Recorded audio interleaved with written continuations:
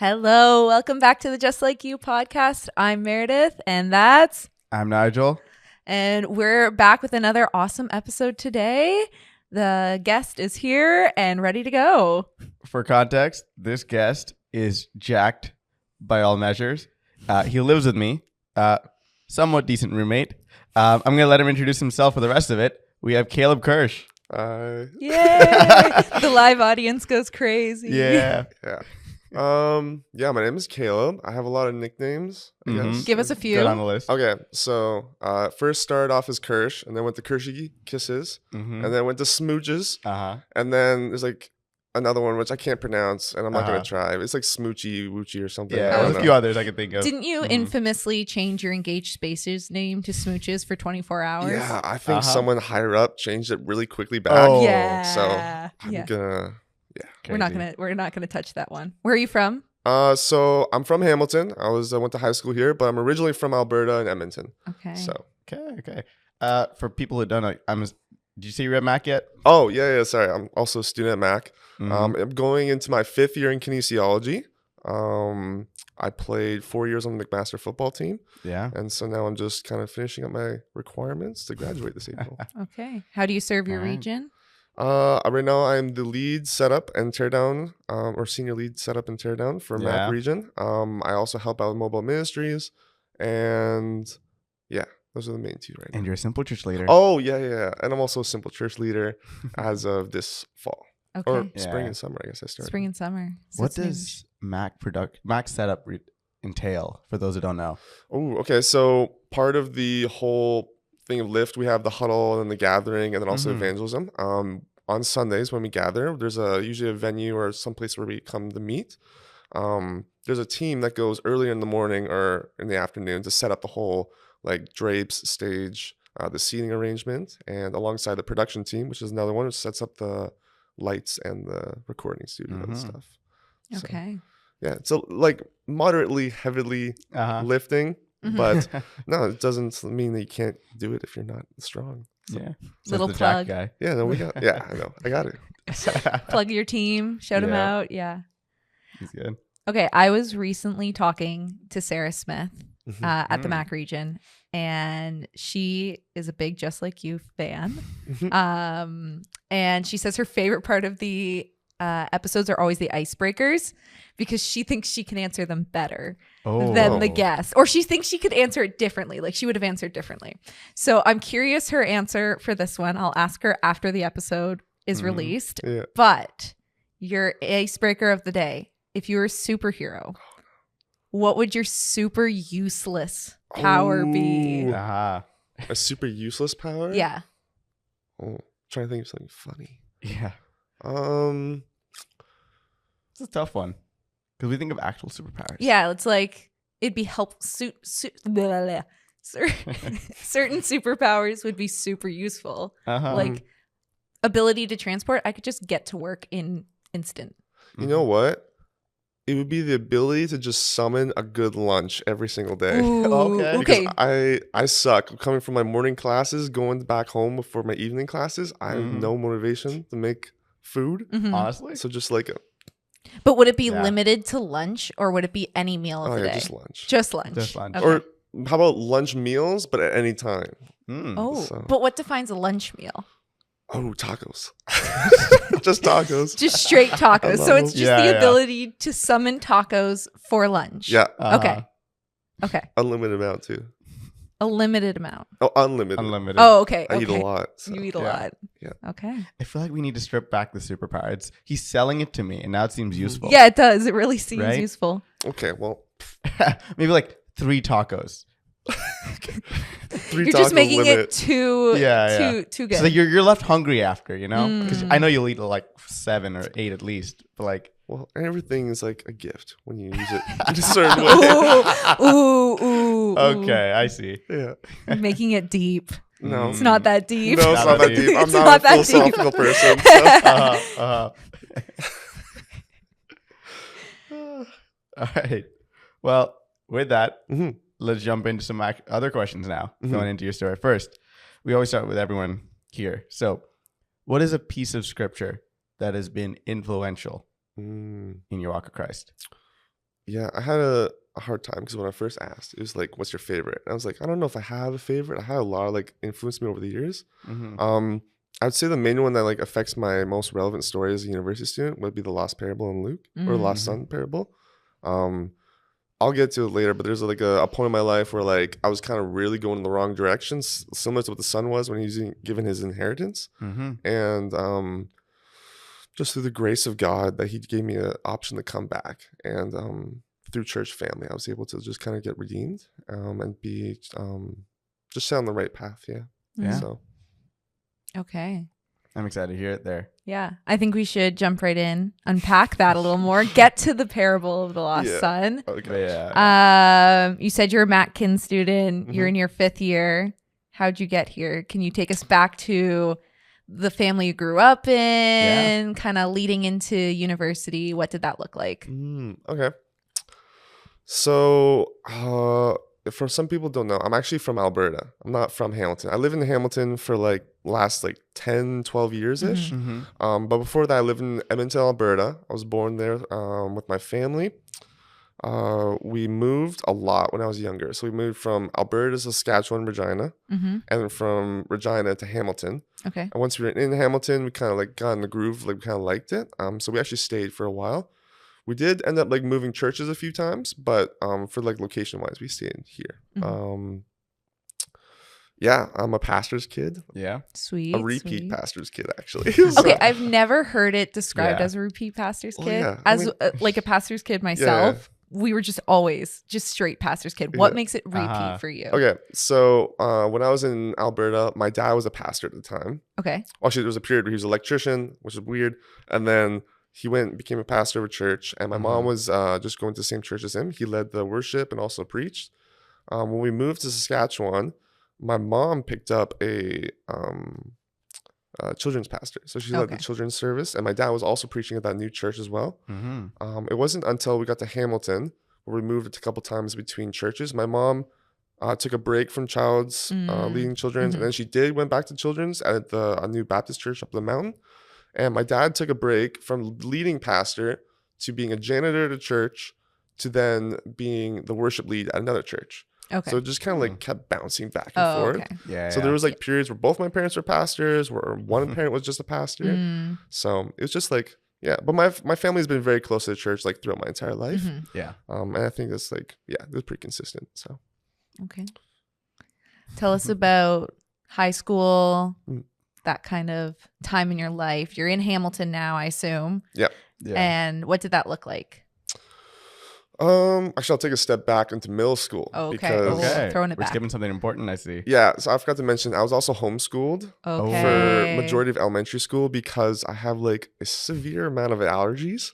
Interesting. Like, especially when I was younger, I had like a lot of allergies to the point where like when we were living in Saskatchewan, I could only play outside in the rain because I was allergic to wheat. And we were living in Saskatchewan, which in case, tons of wheat farms. And so when we got to Hamilton, I was now going into middle school. And that's like the first transition I had with like going to public school. And it was like a definitely different learning curve because before that, my only good friend really, because we moved around a lot, was my sister, who was 2 years older than me. And she was also homeschooled at the time. So we were just like best friends growing up. And it kind of paid out because we have a great relationship now. But it was just like really difficult to like make friends the first few years of middle school and going to high school.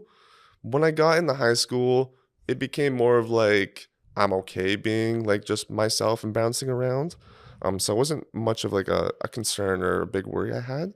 I was just kind of like the guy that was like friends with everyone, but like I didn't belong to one group. The church before that we went to, and it's good to mention this because it was kind of where the first like peak I had at like with like the struggles in the church. Like up until middle school, I always thought the church was perfect. And like there was nothing wrong. Like there's no issues and then like no different views or different denominations. And my family went to a Baptist church when we first came here. My mom was the children's pastor at the time. My dad was the janitor. And it was good. I mean, that was the first time I ever made friends outside of like my family. It was a whole bunch of pastors' kids just kind of got together. Yeah. And like, as I do. And it was good for like 2-3 years. And then my mom ended up getting sick pretty badly. and she had to go to the hospital. About a year-long stay in the hospital. And during that time, the position of children's pastor was like open. And so right during it, like the first few months, it was just like the people that have been like leaders were stepping up and like helping and filling in when they could. But it was still like really like who's leading it? Like what are we going to do? We need a plan. And so it came to the point where they called my parents aside and they're like, well, essentially we need her to come back to work now to fill the role, or we're going to have to let her go. And I was too young to understand like what that kind of meant. But my parents were having a pretty hard time because they were like deeply rooted in the church at that time. And a lot of their friends went there. My sister was a bit older and she was like connected to the youth group at the time.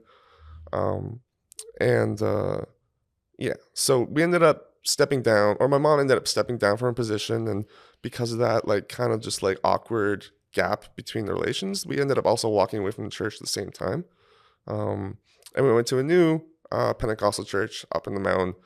And when we got there, my whole world kind of like came crashing down because my first few friends were now gone. And now I thought it was just because my family wanted to move. I was too young to know about like the struggles that they went through.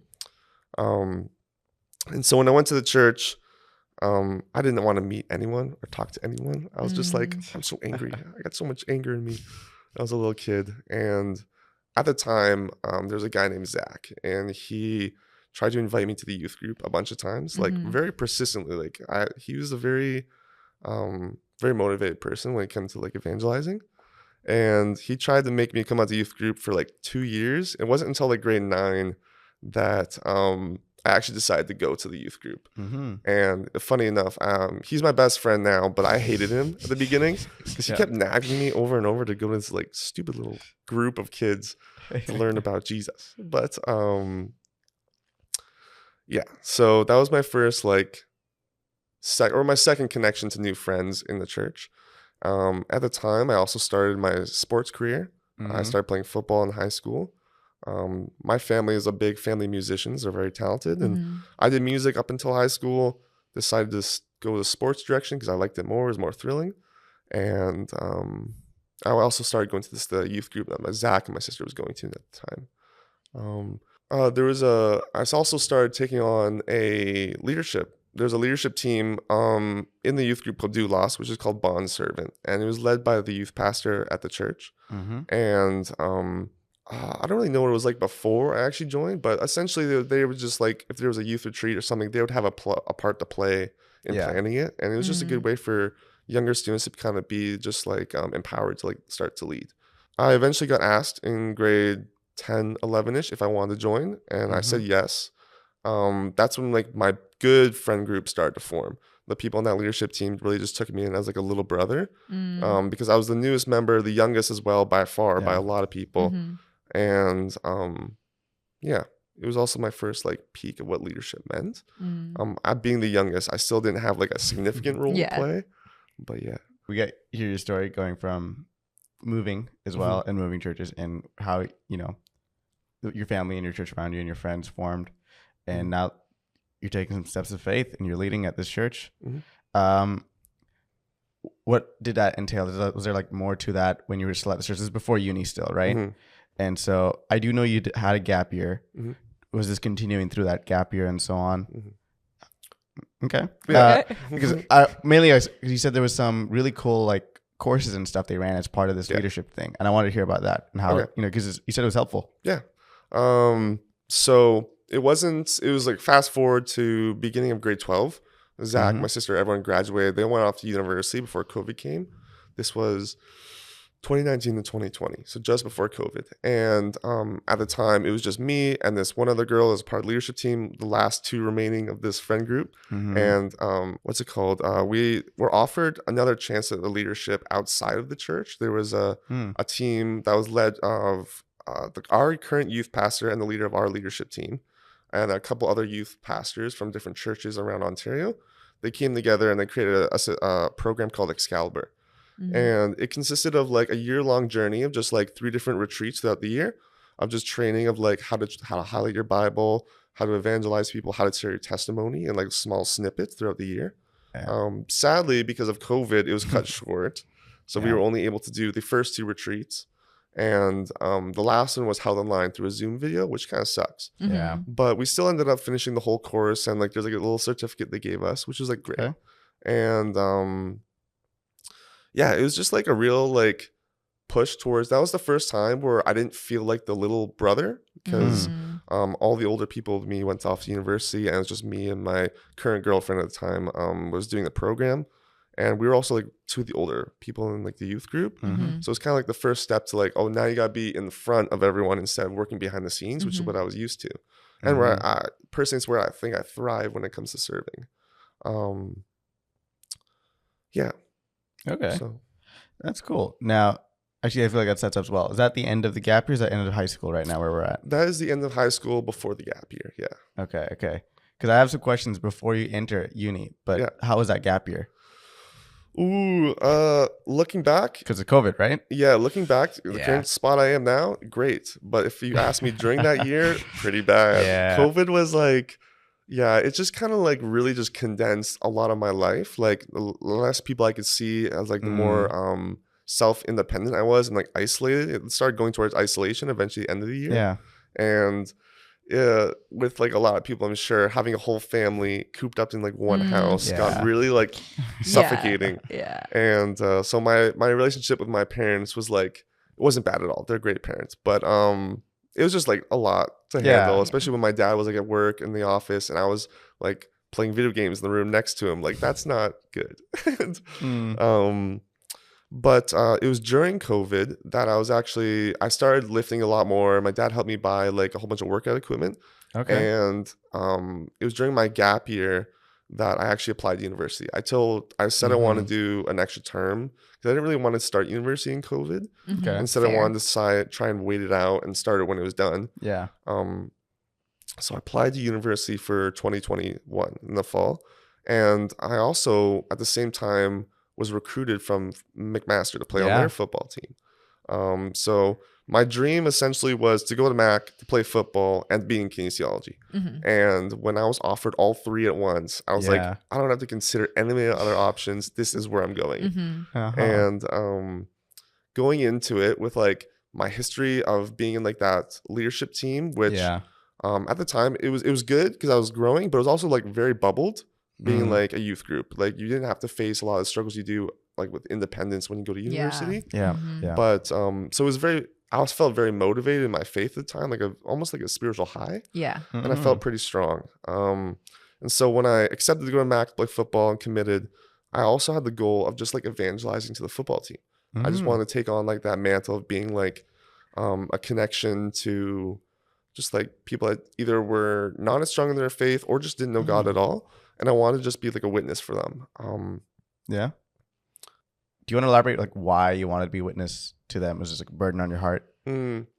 So when I first started the youth group, I was like in a pretty like angry state. Like, and my friend Zach was very persistent in having me come out to youth group.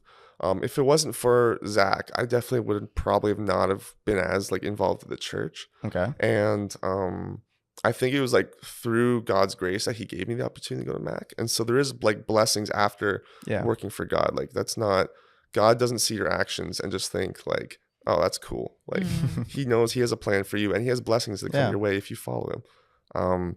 And my hope was like that I would be able to be Zach or my best friend for someone else.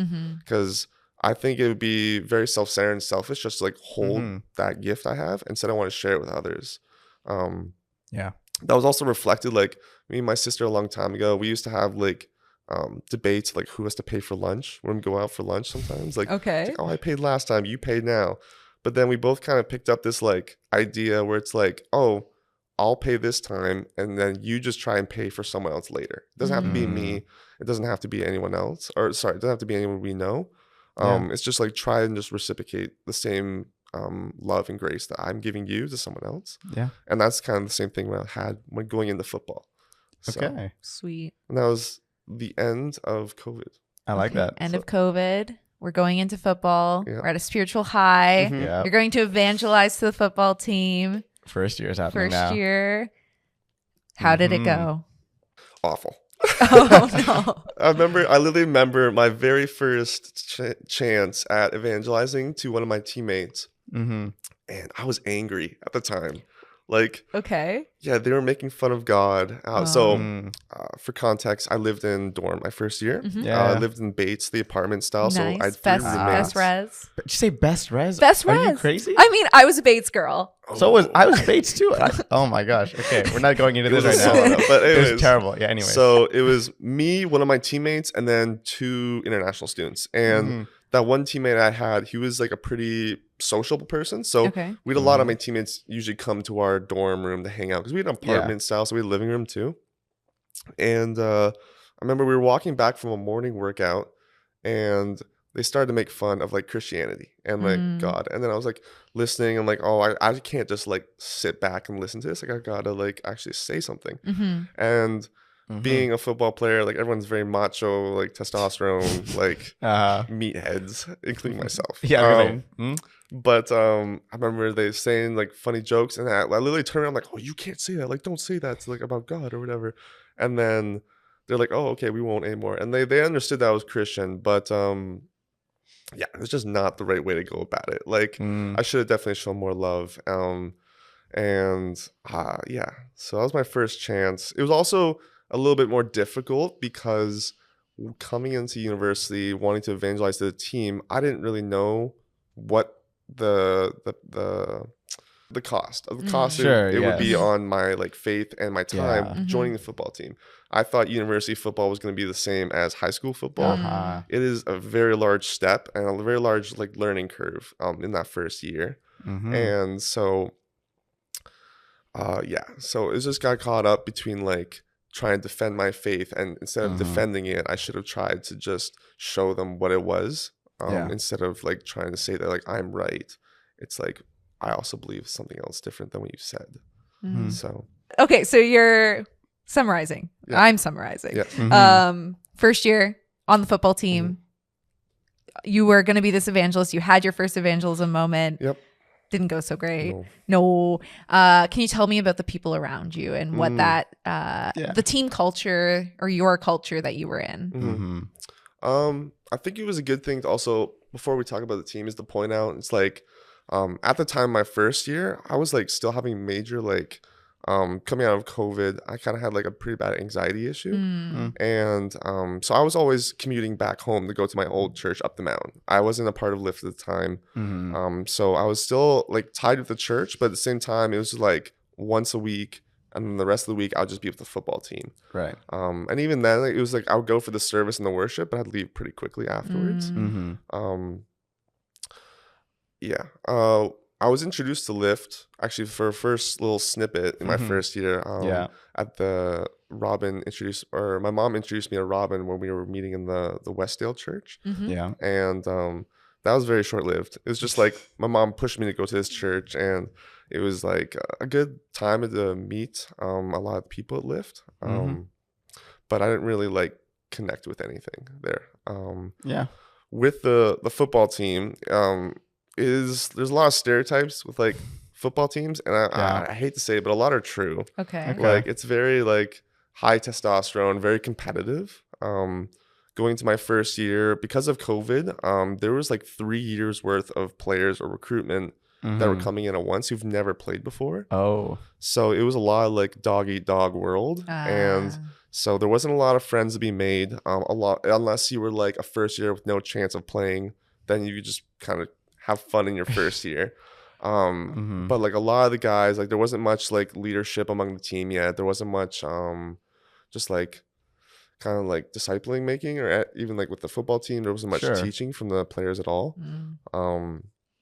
And it was like pretty rough. I remember like my first night, and like I tell my friends like it was a pretty traumatic night, especially. Is this your first game or just first night on the team? Practice. Oh, your first practice. Yeah. So before the season starts, there's something called fall camp, and essentially it's like it's changed over the years, but it's essentially a week long of testing where we see who can play what roles. And we learn like basically that's the week long where we learn all of our plays or go over them. We practice them, and then we also compete against the offense and defense to see like who's ready to play like university football. And the very first night we got in, it was a Friday night, and I remember we got our package. We were given our playbook, And then our photos were taken. And then we literally went to one meeting that was an hour long. We learned very basic plays. And then we went to the football field with our shoes on, and it's basically called walkthrough. And we just walked through a few of the plays just to like see if you know like which ones they are. And at the time I was playing a position called free safety. And in case you don't know like football that well, free safety essentially is like the quarterback. Oh. People that play football are going to hate that I said that. But Okay. It's like a quarterback for the defense. And if there's a change on the offense last minute, the safety has to call out a change on the defense to match it. And so they also, as a free safety, have to know basically the entire defensive playbook. At least they should know the calls and like what to change it to. Yeah. As well as they have to be very loud in communicating. And coming out of like COVID, I was not very bold or loud at all. And so I remember I went out and the first time I had a chance to make a call or a change when the offense was changing, I just like froze up. And then, so my defensive coordinator looked at me. He's like, okay, we'll run it back. We'll give you a second try. Your first year. Second time I froze up. And then he looked at me and he's like, you know what? You have no hope of playing. You should just go sit off the side. And so I didn't touch the field at all for that rest of the night. And so essentially it was a bad start to football as well. It was different. It's a big learning curve. So not only was I stumbling in my faith, but I was also stumbling in football, which I was super hyped about. And so from that point, I kind of started to, because of the commute and like the lack of like church community around me, because it was very just like, I'm going to go for a service. I'm not really going to like invest in the church right now. I started to really like idolize football, and I really, really wanted to get better, especially because I really did like playing football. For some reason, I just wanted to be better at university, and I wanted to play because it was like, it's just everyone's goal. They want to play and they want to win. And so I started to really like invest a lot of time in learning the playbook, trying to watch film, all while balancing like a full schedule, because I took a full-on student schedule. And I just really, really started to idolize football. And it got to the end of my first year where I had to find a new place to live. Thankfully, Jaden Dilda or Jaden Kopf. Now, And I moved in with Jaden, Jonathan, and you, Sean, into the Ainsley House. That's a throwback. I know. Thankfully, that building no longer has people in it. But we had 12 people in that building normally? Yeah, 12 people and a whole bunch of asbestos.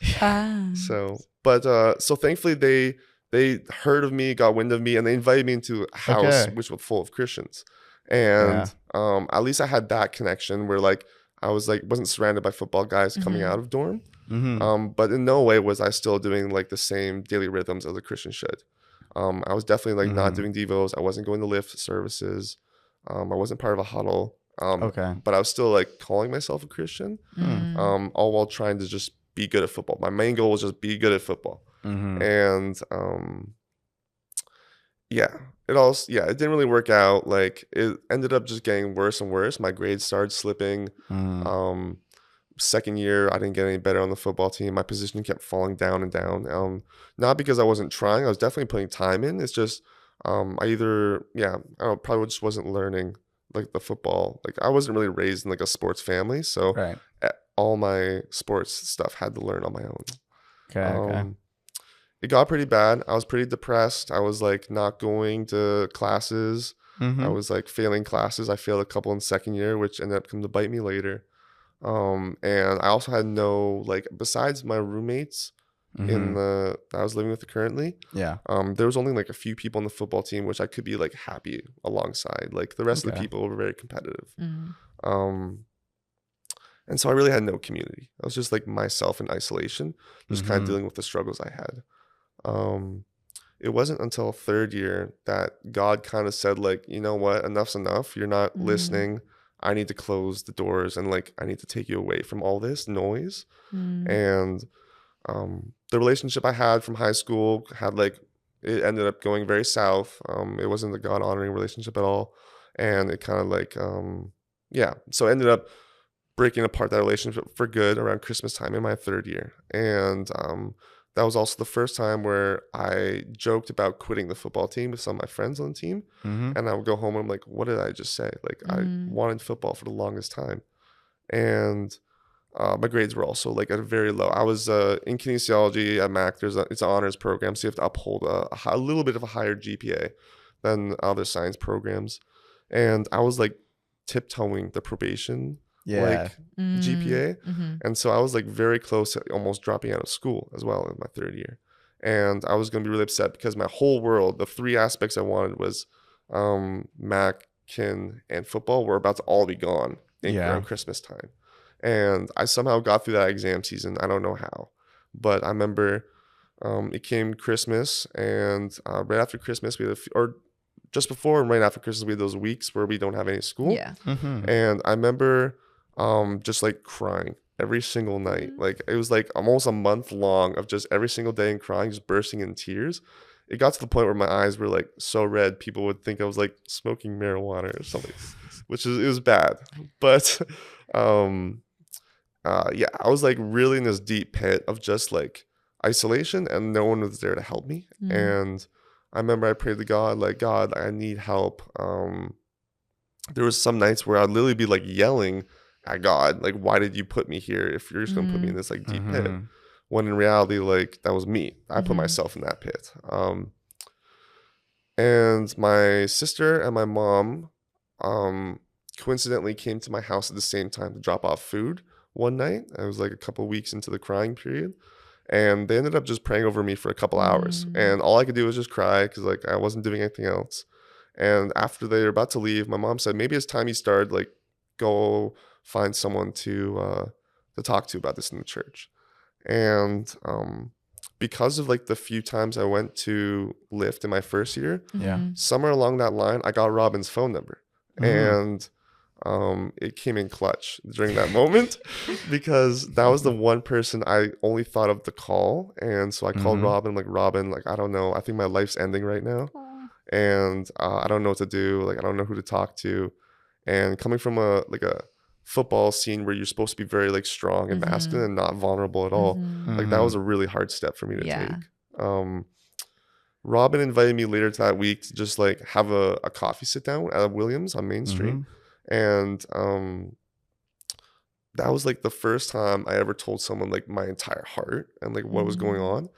My parents I only told so much because like I don't want them knowing about like all the stupid stuff I've done in first year, mainly out of shame and guilt. And I wanted to protect my sister because my sister was going on with, like, she just graduated, she's in the workforce now, and like she's got her own problems, so I didn't want to burden her either.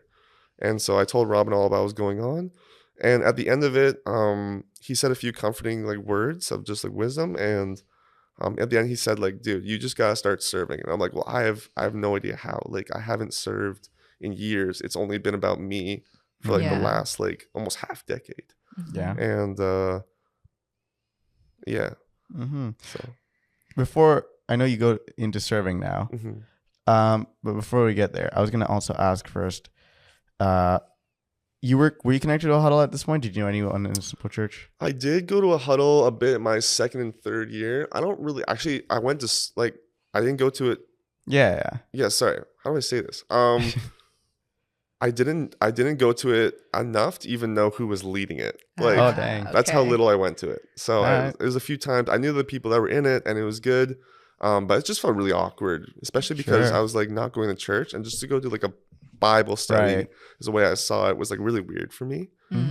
Especially because I felt so high in my faith before football, and now being like so low in my faith, like how do I explain that to other people? And it was like a big step I was like not ready to take at the time. But so you're not connected, or you're sort of connected, and you have the sit down with Robin, and he's like, dude, you got to serve.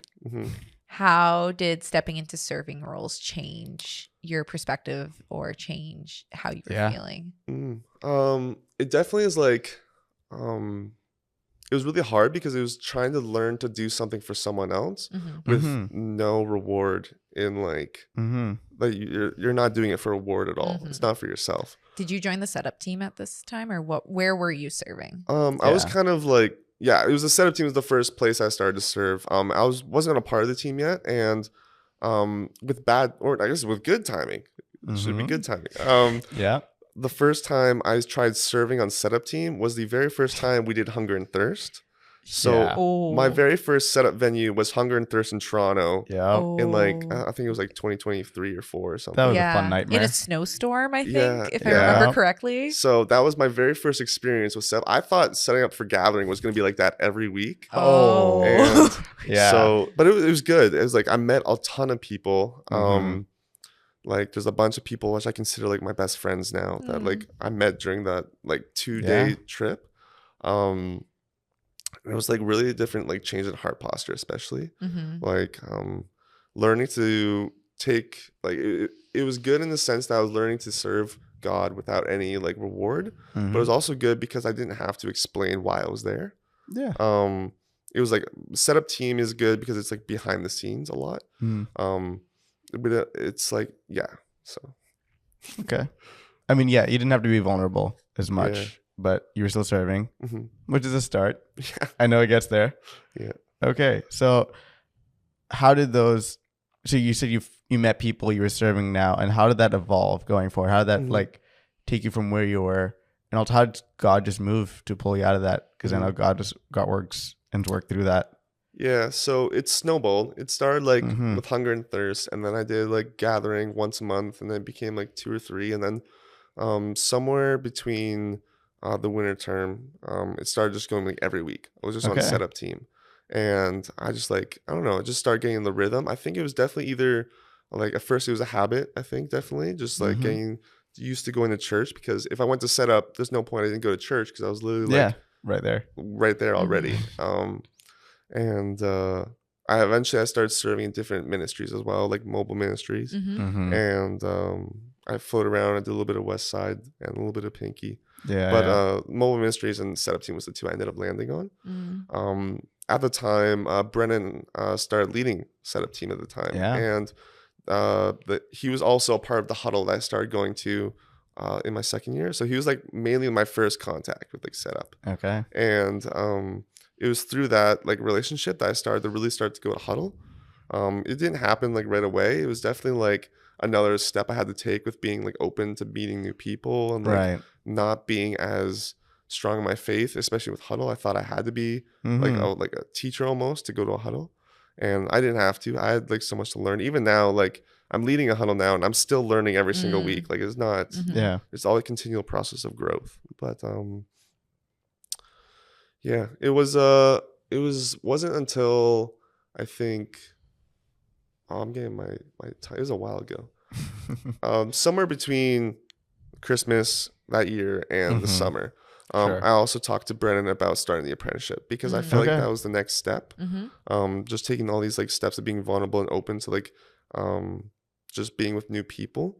I decided the apprenticeship was the next step I wanted to take. And so the next year, so my 4th year, I decided, This is like fall 2024?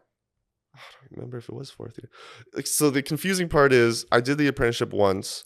Yeah. And then literally got to the last modules and I looked at them and I'm like, I'm not finished the modules. I have no motivation to. And then I looked, I'm like, I don't think I actually learned anything from the modules either. And this was before we did the cohort. You had to do it on your own. Terra's like a new system.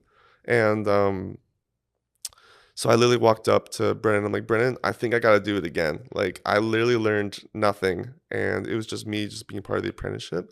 And so in my 4th year, fall is when I did the apprenticeship for a second time. Okay. That's when we started doing the cohorts, which is like way better because it's like a lot more community. Yeah. Before that, I had good friends on the setup team, but now I was expanding it to like more people in different regions. And there's like tons of people like that I met there. Like I remember DLS, David. Yeah, he went there, so he's a pretty good guy. And I met him and got connected more with like during the apprenticeship with other people as well. And but yeah, it was good. I graduated the apprenticeship in my 4th year, just recently, the fall. Yeah. Yes. Sounds about right. So, okay, you've now like kind of, you dove in head first, you're going through all of this and you're committing to getting to know people and so on. Did your relationship with the guys grow? And how's that kind of seen fruit, towards the end of this? Yeah. I would say like it definitely started to be more friendly, and I tried to connect with people that lived outside of like huddle and gathering. I found that like the more times I went to huddle, the more times I'd see people at the grocery store or like walking on campus, and I wouldn't just walk to class with my headphones on anymore. I'd start to say hello to a lot of people, and at the time I was still like definitely healing from like the last years of struggle. So a lot of the people I talked to was just guys, because I like mainly just wanted like brothers I could lean on, especially because it was a lot more relatable in like the suffering I went through. Yeah. But it wasn't, so I did the apprenticeship. Then in my 4th year was my final year, or I thought it was going to be my final year. Ended up extending it to 5. But it wasn't until I started leading the huddle, and then it wasn't until the end of the year, going to spring and summer, that God sent like the next test almost my way. Basically, that was when I picked up setup lead, or sorry, right away at the end of the year. I thought I was still not going to graduate because I haven't had my elective requirement. Sure. And so now I came for a 5th year to finish my electives. But that was like the first struggle I had to get around. Like my idea of graduating in 4 years was now thrown out the window. And God's like, no, you gotta stay here for an extra year. Right. And then I remember later, just around after exams, Brennan came up to me. He's like, dude, I think it's time that I need to like change my like position on leadership. Like he wanted to take another step in a different part of the church. And so he offered me, he's like, do you want to be the setup lead for Mac in the region? And at first I was like, I'll think about it. And then like 2 weeks later, I'm like, I have no reason not to. And right now I have a lot of time on my hands. Like, yeah, I'll take it on. So I took it on in the spring, this past spring. And so that was like the first like little bit of suffering God sent my way. And I think Brennan being like so close to me, like being one of my best friends, him offering me like to take up the new leadership role was like just enough connection to the church to actually just get me through that little bit of like, you can get over your grades now, because now you have this opportunity to like lead a whole bunch of people set up. If I graduated, I wouldn't have that chance. Then a few weeks after that, I remember I was having issues with money. I was budgeting, or I was trying to figure out what I would need for this year. And so I had a job lined up, and then I realized I wasn't going to have enough money. And I was really scared at the time, because like money's been a big issue for me since first year. It's been like barely making it every year. And this year was like officially the year where I did not have enough money. And that was the first moment where like, okay, well, I'm going to work like a dog at my summer job and try and make as much money as I can. I ended up burning out very quickly. It was after like 1 or 2 paychecks. I was like, I got no time. I'm like so exhausted. And it was because of God, and also just like my relationship with Brennan, that I decided to even open up about it to other people. Because up until that moment, I was working all the time, and I wasn't really connecting with a lot of people with like how hard work was. Because like if I needed to, I could take time off work. It just became way too much for me. And I remember I told Brennan, like, Brennan, can we talk for like a few minutes? And so I told him. Became a little bit longer than a little bit of talk. And then he literally told me, he looked at me, he's like, dude, you guys share that with your huddle. Like, this is far more than what you can carry right now.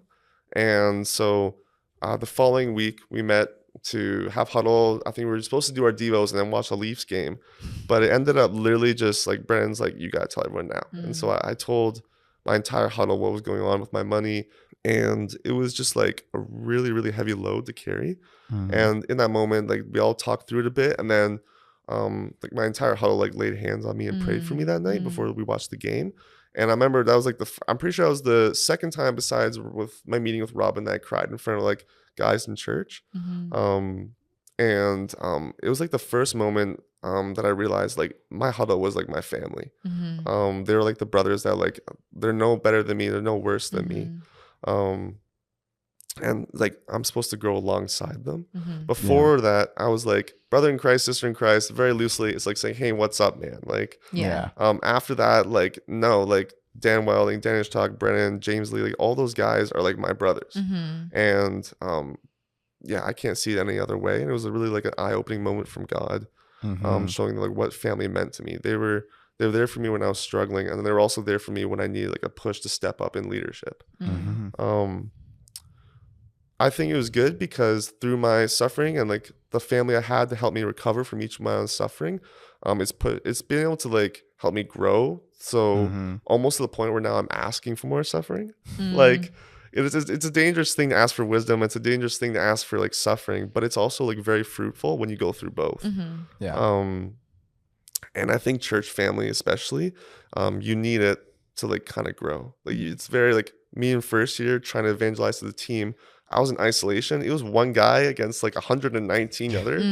And I had no rooting in the church at all. And now it's like I have like almost like at least four guys holding my back up if I ever need to fall a bit. Yeah. And so, yeah.